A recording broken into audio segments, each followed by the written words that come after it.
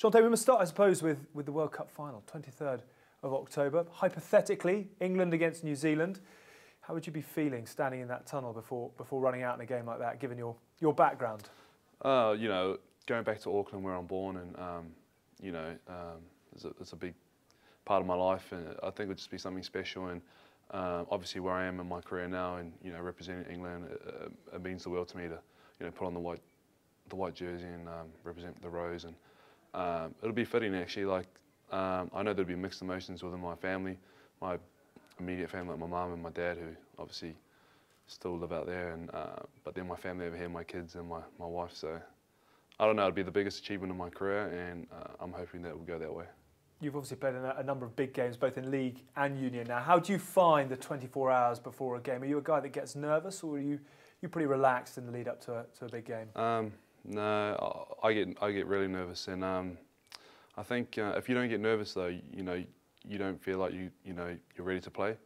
There's been times where I've played games where I haven't been nervous and probably had the worst games of my life. So it just goes to show that you need those sort of feelings, because if you're not feeling those those nerves and that, then you're not obviously thinking hard about what's going to be happening. So, but you try and control and stuff like that. So like in the morning and stuff like that, I just try and take my mind off things. I listen to music. How do you do that? Yeah, I listen to music. I play a bit of music. I'm a bit of a bedroom DJ, so take my mind off things like that. I've got 3 kids now, so obviously the wife tries to shut them off to me. But yeah, literally just try and take your mind off things, and then when it gets bigger and bigger to the game, then you start worrying. Yeah, and as we said, you've obviously played a lot of league as well as union. What would you say at the moment is your career highlight so far? Obviously, we all hope that the World Cup final will be that in October, but what so far?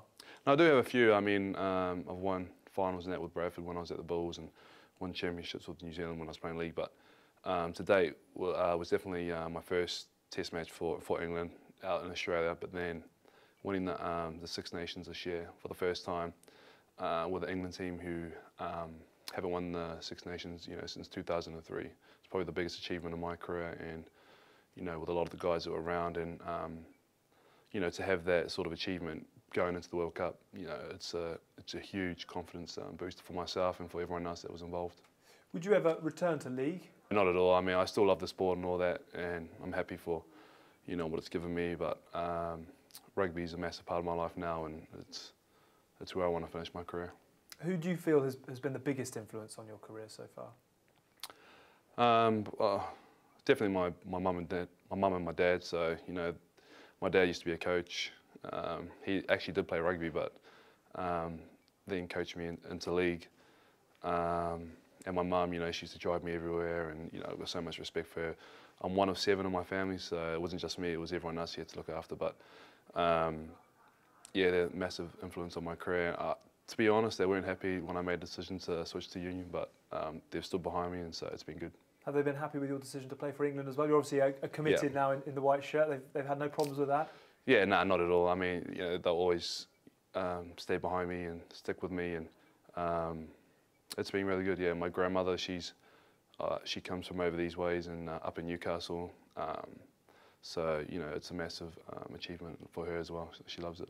And final question: how do you feel England can get on at this year's World Cup? How much confidence is there around the squad right now? I think after winning the Six Nations, like I said, a massive confidence boost for everyone involved, and the way that the English rugby is going, it's pretty good. The Northampton boys get into the Heineken Cup final. Obviously to lose the last second half, but no, it's been really good. And the Six Nations, winning that, it's a massive platform.